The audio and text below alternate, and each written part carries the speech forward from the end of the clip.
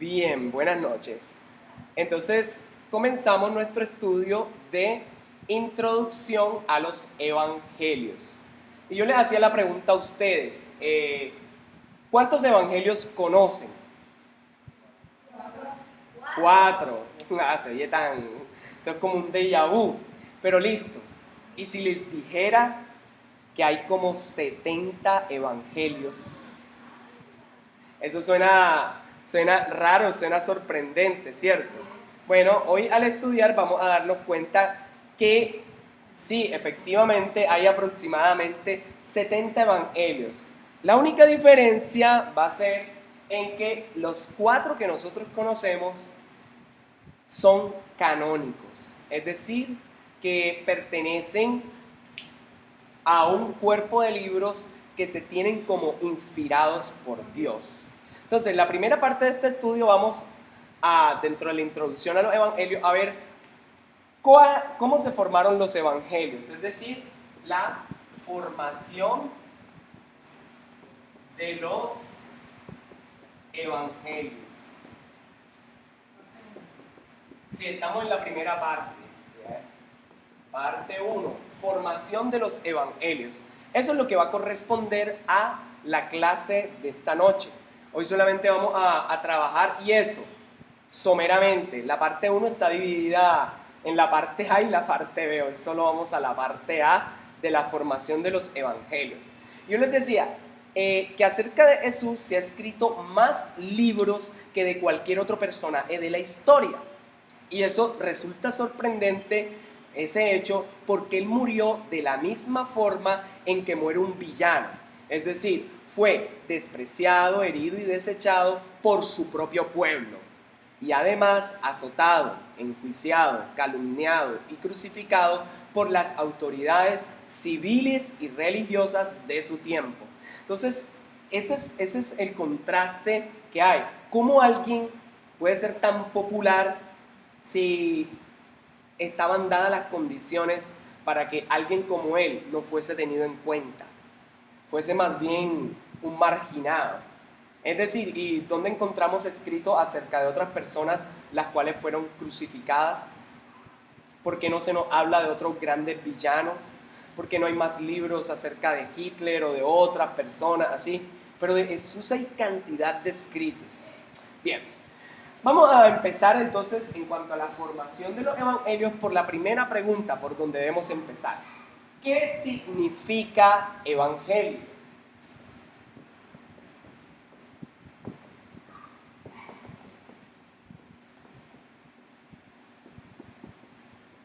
Bien, a ver señores, ¿qué significa evangelio? Como libro, claro. ¿Qué significa? Dígalo duro. Buenas noticias. Buenas noticias, dice Andrés. ¿Qué más? Buenas nuevas, eso. Dice nuestra hermana Lourdes y dice nuestra hermana Lenny, buenas nuevas. ¿Qué otra cosa podrá ser? ¿Salvación? No. Bien. Evangelio, pensando ya, vamos a pensarlo como el book, como el libro, es el término utilizado en el mundo cristiano desde el siglo II, que viene del griego evangelión, que puede traducirse como buena nueva o mensaje feliz, donde se recogen los hechos y las palabras de la vida de Jesús como buena noticia de reconciliación con el Padre para toda la humanidad que estando muerta en delitos y condenada con delitos y pecados, cree en la obra redentora, justificadora, salvadora y reconciliadora que es únicamente a través de Jesucristo. Esa es la definición. Esa la cogí y la fui elaborando. Pero esa es la definición de ese libro como tal. ¿Oyeron? Es el término en el mundo cristiano que se utilizó desde el siglo II. Desde el siglo II se empezó a utilizar ese término. Y la palabra en griego evangelión. ¿Le escribo la palabra en griego o no? Sí. Sí, ok.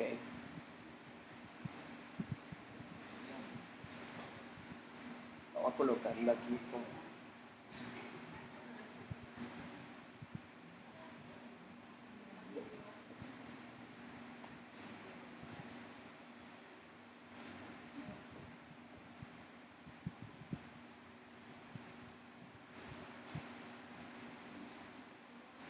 Ahí está. Esta es la palabra.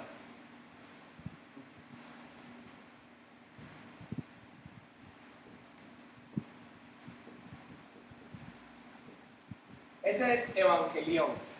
Esa es la palabra en griego.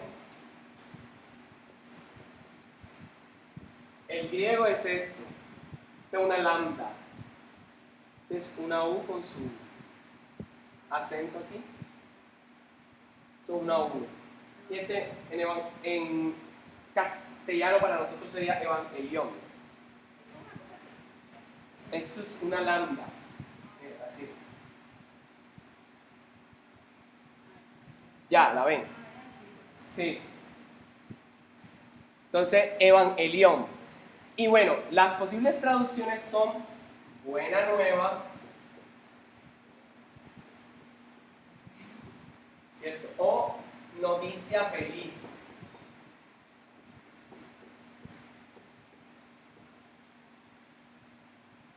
Ahí está. Esos son.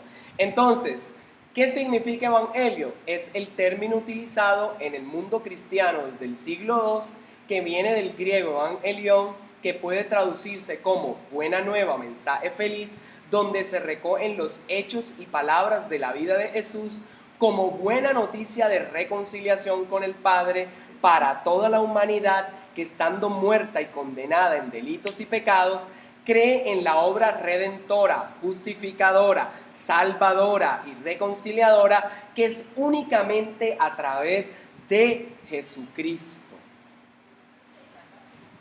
¿Cómo? Claro, porque lo he definido. Bien. ¿Ok? ¿Puedo borrar ahí?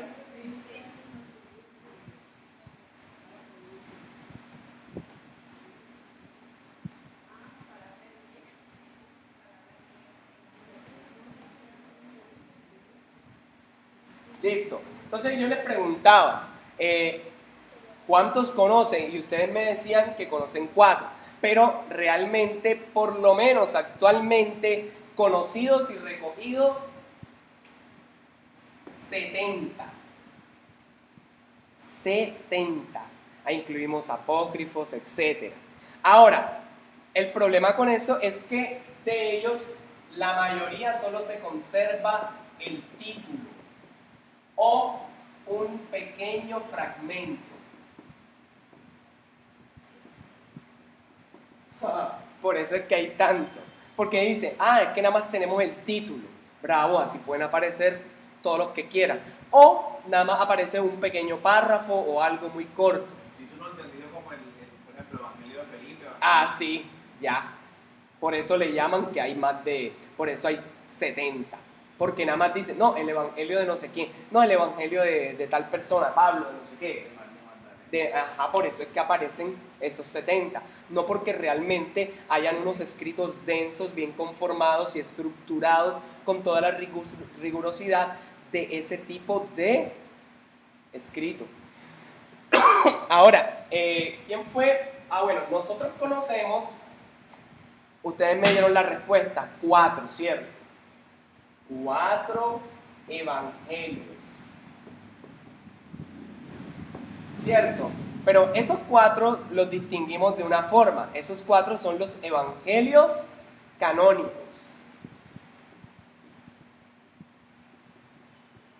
No porque tenga que ver con las cámaras de fotografía ni eso, sino porque es del canon. Porque hacen parte de, o se tienen como que se constituyen como parte de libros inspirados por Dios. Correcto. Entonces, ahora sí entramos a ya ahí tenemos por lo menos alguna generalidad De esos 4 sabemos que 3 son los sinópticos.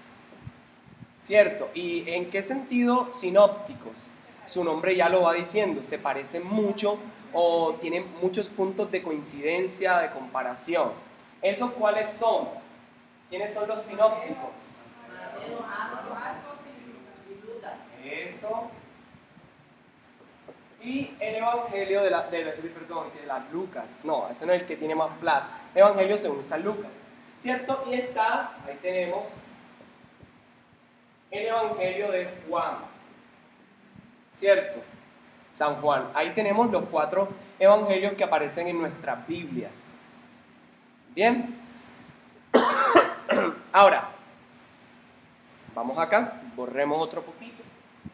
¿Ya copiaron acá para borrar? Juan sería Sí, un evangelio propio o con su estilo original que lo hizo de acuerdo a su línea de tiempo. Ahora, una característica que hay que entender de los evangelios es que más que relatos de tipo cronológico, son relatos de tipo teológico. Es decir, se narra una teología.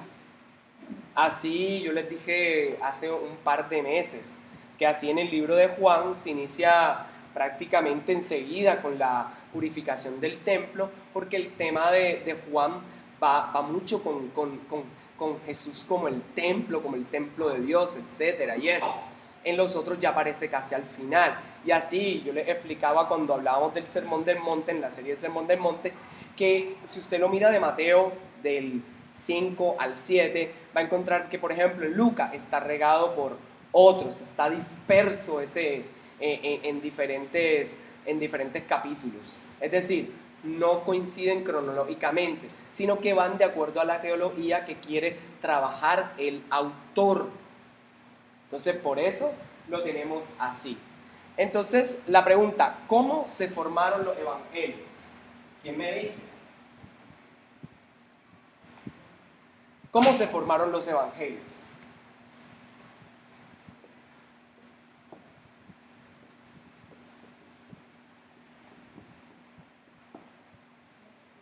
A ver, ¿qué dicen?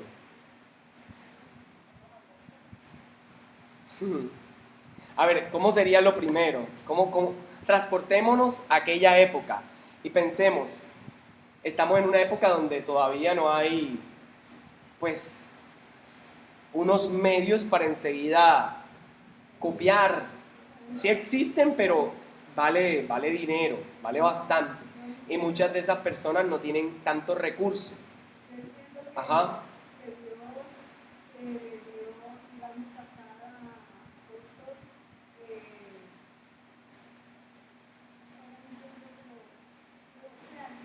Los inspiró, reveló. Ok. Bueno, se pueden distinguir algunas etapas. Bueno, es lo que dije. Entonces se pueden distinguir algunas etapas, aunque de muchos solo se conserva, muchas etapas hasta la redacción final de los libros canónicos. Entre esas, por lo menos hoy vamos a tocar solo 2. Es decir, y vamos a empezar por la primera. En primer lugar,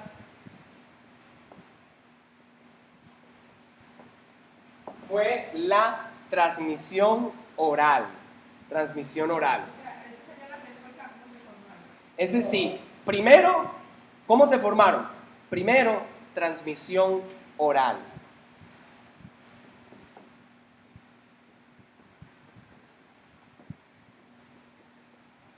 Eso. Recuerden colocar las tildes y todo eso. Importante. Entonces, en primer lugar, la transmisión fue oral. Es decir, lo que implicó que fuera la única fuente para comunicar las primeras experiencias de la fe. Dicho otra vez, casi de la misma forma, la primera forma de expresar la fe fue a través de la cultura oral, a través de la oralidad.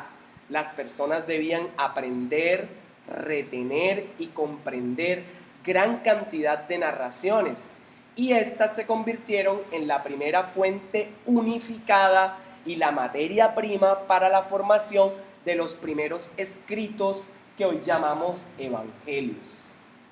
Entonces, esa es la primera parte. Entonces, de pronto usted pregunta, pastor, pero ¿y cómo así? ¿Y la revelación divina? ¿Cómo fue eso? ¿Cómo actuó?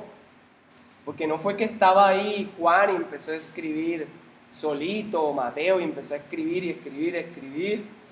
El proceso no fue un proceso que la persona cogió y ella empezaba a escribir sola y la mano se le iba, no. No. Eso hay que tenerlo, hay que aclararlo. Muchas personas piensan que los libros inspirados por Dios tienen que ver como si Dios lo haya poseído y la persona se le mueve el brazo sola. Así no pasó.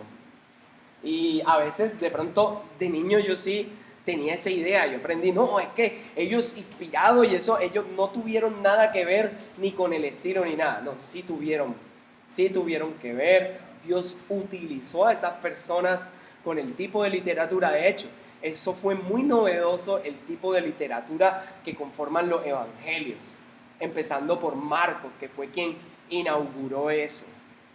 ¿Ok? Y ahora vamos a ver, por ahí me había ya dicho Andrés algo, si hay un evangelio Cueli, que se sabe que existió porque dentro de Lucas y Mateo toman referencias de Marcos y del evangelio Q, que no sabemos dónde está, pero que se los citan, el evangelio Cueli, de Cueli. Entonces, ese evangelio como Cueli. Entonces, de ahí toman algunas referencias. Entonces, en primer lugar, que nos quede claro, la transmisión fue oral. ¿Y cómo empezó? En el boca a boca se iban contando las historias acerca de Jesús. Se iban hablando, esto pasó, esta fue mi experiencia con Jesús. Yo recuerdo esto. Ahora, si pensamos en Romanos 10:17, pueden buscarlo, Romanos 10:17. Este es un texto muy conocido. Romanos 10:17. ¿Qué dice?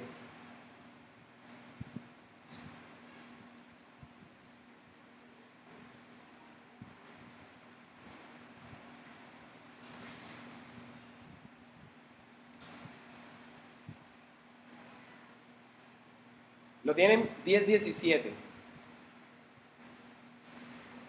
En esta versión dice así: la fe viene por el oír la palabra. ¿Cierto? Sí. Así que la fe es por el oír y el oír por la palabra de Dios. Eso, así que la fe es por el oír la palabra de Dios.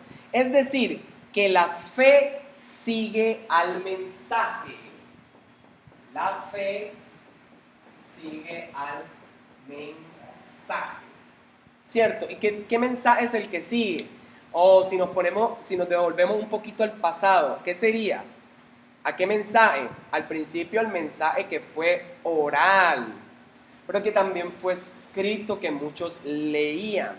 La cultura oral poseía una gran capacidad retentiva y narrativa que hoy deberíamos recuperar. Por lo menos aquí tengo uno al frente directamente que está en el ejercicio de la parte oral, ¿cierto? Te toca aprendértelos. Claro, si lo han visto cuando él ha enseñado, él se aprende todos los textos de la Biblia, todo, y de ahí los narra. Entonces, eso es importante. Ahora, eso lo da uno con el tiempo. La mayoría de los versículos que yo aprendí fue de niño. Toda esa gran cantidad, todo eso que sé de memoria, hasta capítulos completos, eso vino desde chiquito. Por eso es importante inculcar a los niños, a los pequeños, la importancia de aprender textos de la Biblia y que puedan meditar en él. Aprenda gran cantidad y le sirve para saber la palabra del Señor, para disfrutarla, pero también va a desarrollar unas ciertas capacidades cognitivas. ¿Oyeron? Entonces recuerden eso, lo del mensaje oral. La cultura oral debería hoy entre nosotros recuperarse un poco más. Hoy vivimos en una cultura muy de mensajes instantáneos y todo se nos olvida. Todo se va por ahí, puro WhatsApp, puro Facebook, y todo tiene que quedar en el muro. Vivimos en la cultura mural. de la muralidad. Ya no es una cultura oral, sino una cultura mural. ¿Ok? Entonces, la cultura oral tiene eso, retener, entender y comprender. Costó muchos siglos y costó vidas desde la Reforma Protestante, a propósito de hoy que se celebran los 500 años, 31 de octubre de 2017, se celebran los 500 años de la Reforma Protestante. Entonces, para que hoy podamos tener acceso al texto sagrado. Recuerden que antes no se podía tener ese acceso. Y algunos recuerdan, por ejemplo, de la iglesia tradicional, que los curas hasta daban las misas de espalda, etcétera, o las decían en latín. Y la gente no entendía. De cosas la gente sabía algo de Cristo por lo que repetía. Ahora, de pronto usted dirá, pero pastor, ¿y de dónde saca esa parte que la cultura oral? Porque dice que el primer paso para la formación de los evangelios fue la transmisión oral. Pues vámonos un poco a la historia. Empecemos por las citaciones. El historiador Eusebio de Cesarea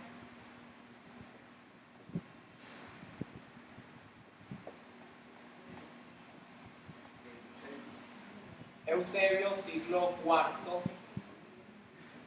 Eusebio del siglo IV cita textualmente, cita a Papías.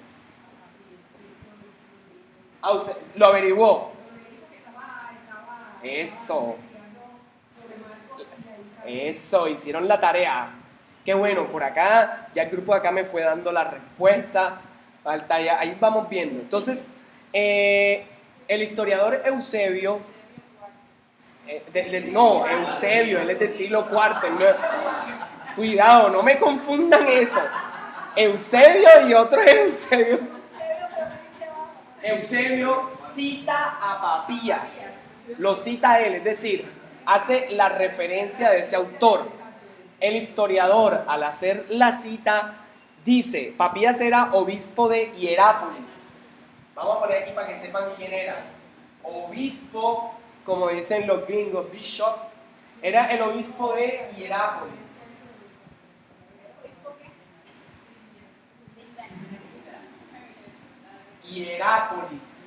Hierápolis, ahí va una tilde. Obispo de Hierápolis. Hierápolis, esa es drújula, por eso va tildada. Bien, entonces el Hierápolis, él fue del siglo II. Vamos a ponerle. Siglo II, Papías. Eusebio del siglo IV, el otro es del siglo II. Entonces miren lo que dice la cita. No pensaba yo que los libros pudieran serme de tanto provecho como lo que viene de la palabra viva y permanente. Lo leo nuevamente. No pensaba yo que los libros pudieran serme de tanto provecho como lo que viene de la palabra viva y permanente. Es decir, para Papías, obispo de Hierápolis, muerto hacia el 150 después de Cristo, tenía más valor la transmisión oral que las narraciones escritas. Él llegó a ser un gran ejemplo de esos primeros transmisores orales. Entonces, esto no es un trabalengua, pero Papías le transmitió a Policarpo de Esmirna. Policarpo le transmitió a Ignacio de Antioquía, Ignacio de Antioquía a Juan el Evangelista. ¿Sí ven?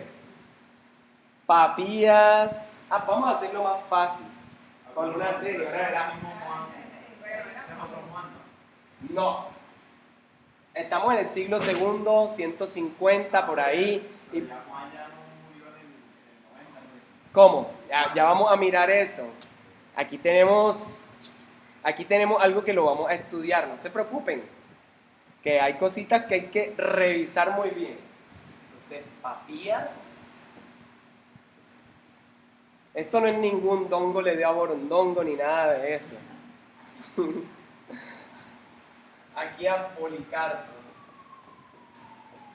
Policarpo.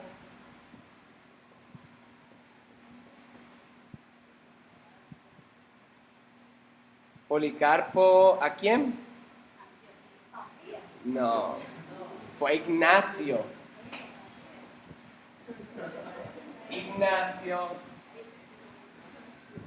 Ignacio a Juan, así. Sí, él es de allá, pero se le ponían los nombres así. ¿Oyeron? Para que no se preocupen, así colocaban antes los nombres. ¿Se acuerdan como cómo es que se llama el que decía, busco un hombre?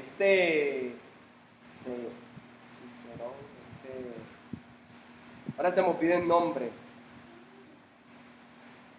Era de Alejandría, se me pide el nombre de él.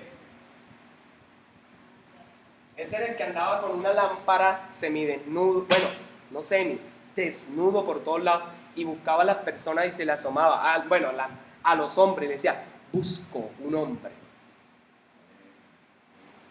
Ahora lo buscan. ¿Y para qué decía eso? Porque él decía que entre todas las personas, entre todos los hombres, no había ningún hombre que fuera realmente hombre. Por eso decía, busco un hombre, y lo iluminaba con una lámpara si fuera de día, porque decía que no había ninguno que diera el estándar. Una enseñanza moral fuerte, pero también estaba tostado de la cabeza. Decía, busco un hombre, buscando entre todos. Bien, ahora, bueno, ahora después miramos otros detallitos que no son tan detalles, sino que hay que mirar eso como de Juan. Revisaremos esa fuente para trabajarla, listo. Ahora, bien, hay un gran salto, vamos a entrar un poco a Hechos, capítulo 2, del 22 al 24. Entonces, hay un gran salto cuando se da el hecho de Pentecostés, ¿cierto? Cuando el Espíritu viene. Según narra el libro de Hechos de los Apóstoles, Hechos 2, 22 al 24. Entonces, las personas tenían miedo. Personas como Pedro se habían ido, habían vuelto a pescar y el resto, el bonche de los ¿cómo es que se llama? De los apóstoles, se volvieron al mar. Pero luego de Pentecostés, las personas cambian de un miedo, de un pavor, de estar escondido, a una valentía y seguridad extraordinaria en cuanto a la proclamación del mensaje. Es decir, después de ser investidos del poder de lo alto, llenos del Espíritu de Dios, ellos empiezan a narrar todos los hechos de Jesucristo. Empiezan a proclamarlo con tan valentía y fuerza y con tal detalle y capacidad que sorprende a las autoridades. Y recuerden, hubo un momento en que le dice, oye, definitivamente estos estaban con Jesús. De Pedro lo dicen, cuando empiezan a hablar de, oye, este hombre es del vulgo, pero se nota que estuvo con Jesús. ¿Se acuerdan? Ok, entonces Pedro, quien estuvo oyendo en su primer discurso a una gran multitud, que tal vez tuvo que ser intimidante, pero con toda la valentía, él lo narra. ¿Qué dice Hechos 2, del 22 al 24? Y luego leemos el versículo 36. Hechos 2, del 22 al 24. ¿Qué dice? Ajá. Varón aprobado por Dios entre nosotros con las maravillas, prodigios, señales que Dios hizo entre nosotros por medio de él, como vosotros mismos sabéis, entregado por determinado consejo y anticipado conocimiento de Dios. Prendisteis y matasteis por manos de enemigos. Eso. Al cual Dios levantó. Ya. Ahora lean el versículo 36. ¿Qué dice el versículo 36? Sepa pues ciertísimamente toda la casa de Israel que a este Jesús a quien vosotros crucificasteis, Dios le ha hecho Señor y Cristo. Es decir, Pedro no habló si ustedes lo miran, Pedro no habla a título personal. Pedro habla como con la carga colectiva del entendimiento de toda una multitud, lleno del poder de Dios, del Espíritu Santo, narra lo que todos los demás creen, que Jesús es el Cristo, que es el que Dios le ha constituido Cristo y Señor. El mismo Jesús que conocimos allá en las tierras de Galilea está vivo y Dios ha respaldado su forma de vivir. Y Dios ha respaldado aún el hecho de ir a la cruz, del Getsemaní, luego la cruz. Dios le ha respaldado en su muerte, pero Dios le ha respaldado al resucitarlo y glorificarlo y ahora ha ascendido. Eso es lo precioso que muestra. Él está contando lo que ya un colectivo de personas están hablando. Y recuerde que todavía ahí los evangelios estaban formándose. Eso es precioso. Entonces Dios ha respaldado a un crucificado. Esas palabras son difíciles de entender, ¿cierto? O sea, ¿cómo así que Dios respalda a un hombre que pasó por la cruz? Para el público esas palabras debieron ser muy difíciles de digerir, de entender, porque es que significa un salto gigantesco para la estructura mental judía, de pasar de pensar que Jesús había fracasado a entender que Jesús no había fracasado y que Jesús no era un maldito, aunque el texto bíblico decía, maldito aquel que es clavado en un madero, ¿cierto? Pero aquí Jesús no es ningún maldito. Al contrario, la bendición vino por Él. Esto es lo interesante. Él llevó todas nuestras maldiciones, efectivamente. Pero la gente ahora va a ver que lo que parecía un fracaso, porque es que literalmente el estar crucificado, cualquiera dice, ya se acabó. Fracasó su intento mesiánico de rescatar al pueblo de Dios. Pero todo lo contrario, se transformó en victoria. Por eso por allá Pablo dice, sorbida es la muerte en victoria, ¿cierto? Bueno, entonces Dios le resucitó y le ha constituido con dos títulos. ¿Cuál es? Señor y Cristo. ¿Cierto? ¿Qué es Cristo? Mesías. Señor. Vamos a escribirlo bien para que tengo que mejorar mi letra. Kyrios, algo utilizado. Este es un título divino. Esto está reservado y se le coloca a Jesús como el rey de todo, como el rey, como el poderoso y como Cristo, Mesías, ungido. Qué precioso, ¿verdad? Eso es lo que aparece ahí. Entonces, esta nueva perspectiva les hizo ver con ojos nuevos a todas las anteriores experiencias que ellos tuvieron con Jesús. Es decir, por eso ellos cuando decían, ¿te acuerdas? Por eso fue que Jesús hizo esto. Por eso es que la Escritura decía esto de Él. Por eso Él nos dijo esto. Y se acuerdan los del camino de Maús, por eso ardía nuestro corazón cuando Él abría la palabra y Él se la explicaba y todo. Pero a la luz de esto, desde Pentecostés, hay una nueva visión de la vida de Jesús, de los que estuvieron con Él, los que caminaron con Él. Ahora todo lo identifican a la luz de dos grandes verdades centrales: la cruz, su muerte, y su resurrección. Cruz y muerte. Cruz y muerte. Por eso los evangelios se enfocan principalmente en eso. El camino hacia la cruz, hacia su muerte. ¿Por qué tuvo que morir? Pero también implica su resurrección, ¿cierto? Entonces ellos van a rebobinar toda su vida, todas las experiencias, todo lo que vivieron con Jesús y pasarlo al hecho de, es que esto fue a la luz de la cruz, de la muerte y su resurrección. ¿Oyeron? Esas son tres cosas importantes: cruz, muerte, resurrección. Ok, entonces tengamos en cuenta todo eso.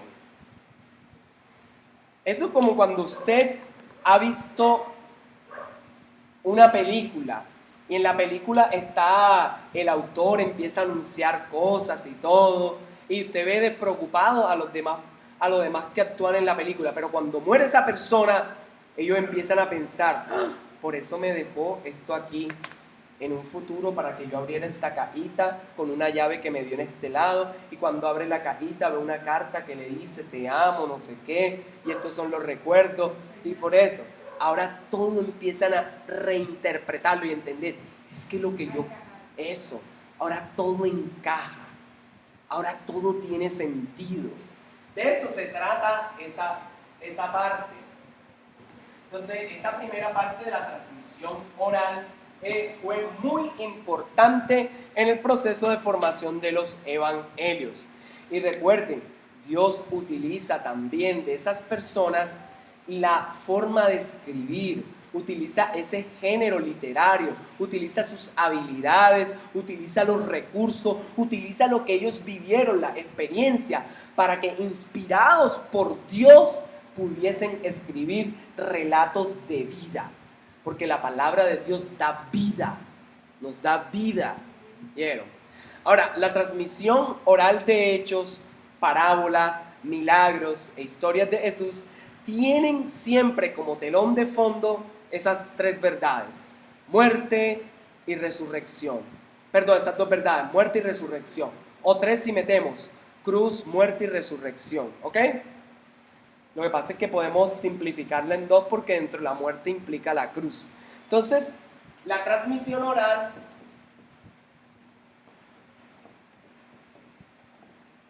vamos a colocar cosas como los hechos, parábolas, historias. ¿Qué más podrá haber ahí? Cantos, milagros, ¿cierto? Acontecimientos, todo eso cabe aquí. Ahora, usted dirá, pero ¿dónde hay un canto en los evangelios? El villancico de María. ¿Ah? Si no han leído, ese fue el primer villancico, el que ella canta. Y después canta uno, su cuñado. Su cuñado también canta, que es el papá de Juan. Ahí dice milagros. Entonces recuerde, los hechos, parábolas, milagros e historias de Jesús tienen siempre como telón de fondo. Miren, el telón de fondo de esto son los dos grandes hechos: la muerte y resurrección.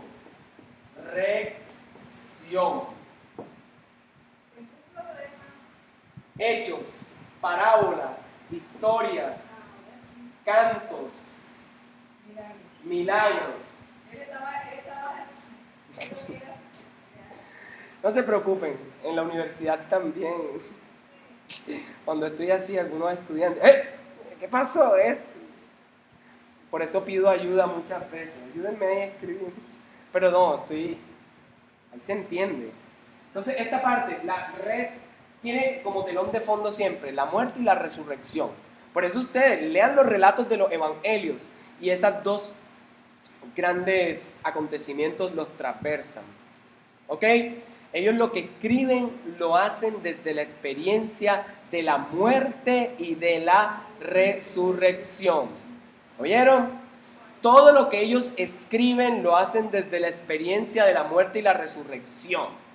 Listo. En primer lugar, ¿qué fue lo que vimos? En primer lugar, transmisión oral. Ahora, segundo lugar,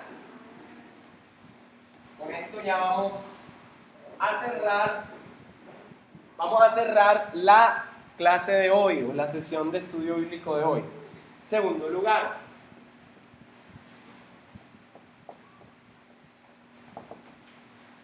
bien, en segundo lugar empezaron a elaborarse, vamos a poner aquí, elaboración de páginas páginas, pero páginas breves, textos. Textos, ¿qué más será? Frases, himnos, historias, canciones, parábolas. Himnos, frases, parábolas. Recuerden lo que leí, hasta villancico.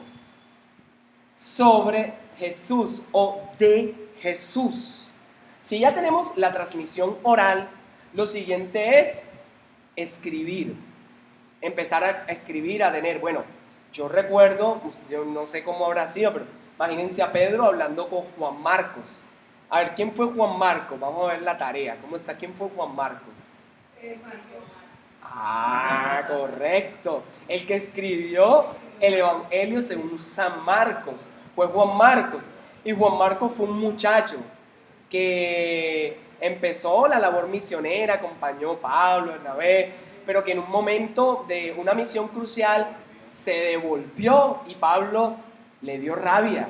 Le dijo, tú no vas, y provocó una división enorme con su compañero. Su compañero se lo llevó, pero Pablo dijo, no, hasta aquí, yo no quiero. Pero más adelante, Pablo tiene que reconocer en uno de sus libros, hey, envíame a Juan Marcos, él me es útil para la obra del Señor. Eso es lo precioso, que a veces de pronto, sí, puede que haya alguna embarrada, algún problema, pero luego, por la gracia redentora y salvadora de Cristo, somos útiles para la obra del ministerio. Si otra vez volvemos a su redil, si nos sometemos a su señorío, ¿cierto? Entonces, el segundo lugar es la elaboración de páginas, frases, himnos, historias, curaciones, textos, ¿cierto? Parábolas de Jesús. Ahora, hoy no tenemos esos originales, no se conservan, pero sí se puede encontrar en distintos pasajes de los evangelios y en algunas partes paulinas. Por ejemplo, busquen primera carta a los Corintios 15, del 1 al 4. Primera carta a los Corintios 15, del 1 al 4.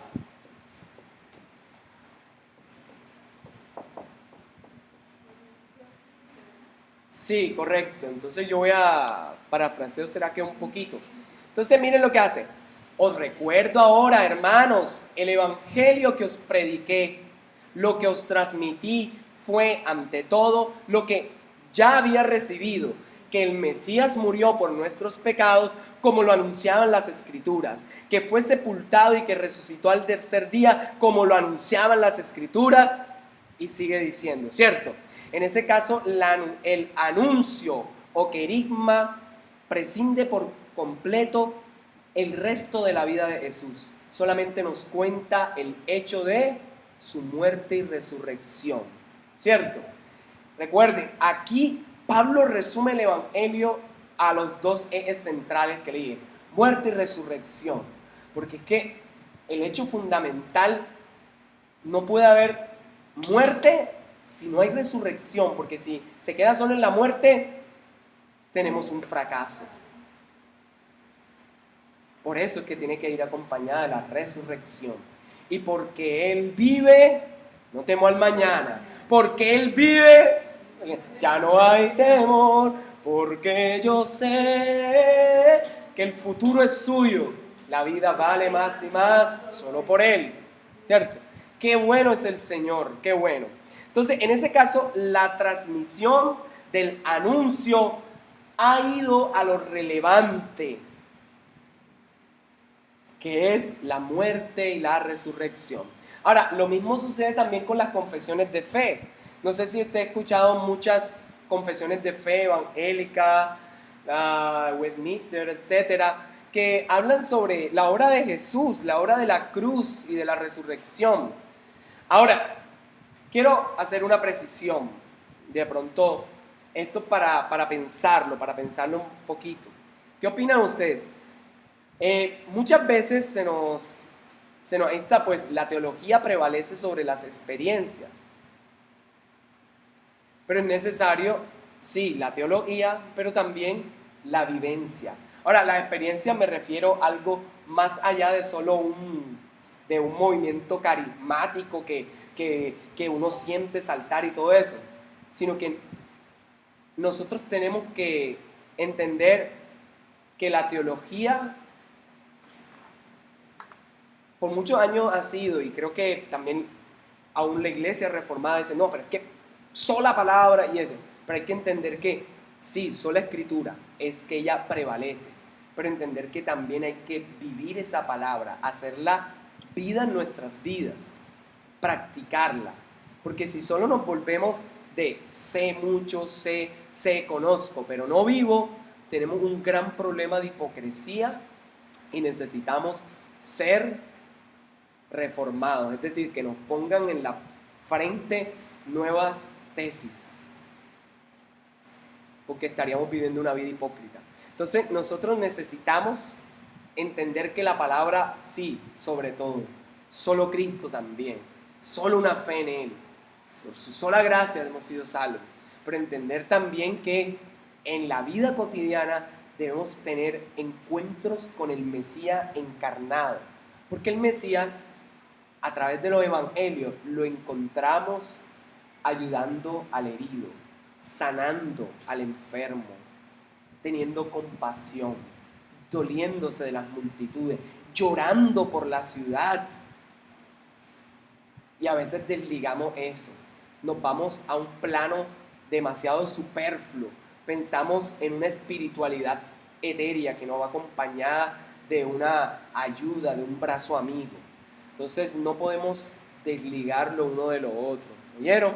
Tenemos que dejar que hoy actúe el Cristo de las Escrituras, el Cristo que se encarnó y que se dolió. Así nosotros debemos también encarnarnos en medio de nuestra cultura, encarnarnos en medio de nuestras comunidades. Ahora, ya con esto finalizo esta parte. Para pasar del oral a lo escrito, se tuvo que pasar por una rigurosa adaptación que solo por inspiración divina se puede hacer. Pensemos que si ya tenemos recopiladas frases, narraciones, historias, parábolas, páginas, textos, himnos, etc., entonces, hubo que pasarlos del arameo al griego, porque originalmente se hablaba en ese idioma.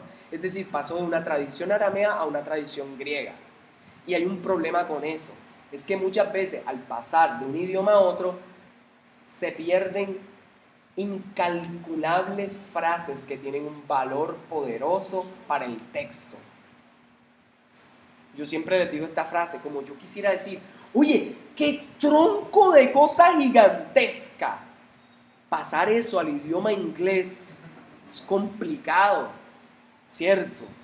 Decir, qué tronco, nadie va a entender allá, como el tronco de un tree, del árbol, no. Allá habría que decirle algo más claro que se pueda traducir, como, oh, qué grande cosa es, por ejemplo. Pero pierde ese sabor a exageración que le ponemos cuando decimos, qué tronco de cosa. Se pierde el sabor, la expresión, eso que enriquece. Entonces, pasar del arameo al griego o del griego al latín, del latín al español o eso se pierde bastante. Y recordemos que la traducción es una tradición también que tiende a perder expresiones, frases, modismos, proverbios. O sea, hay proverbios que no suenan igual, ¿cierto? No es lo mismo cuando dicen esas palabras que tienen que ver. No es lo mismo Zoila tiene una vaca que soy la vaca, ¿cierto? Son dos cosas bastante diferentes. Entonces yo creo que hay que pensar y hay que insistir en eso. Ok, bien, segundo, se pasa también de una cultura rural que es Palestina, y en Palestina tenemos Galilea.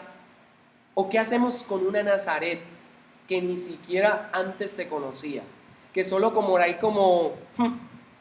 un par de siglos después es que se nombra, y que tiene solo 100 o 120 habitantes, porque era un caserío ahí de paso. ¿Mm?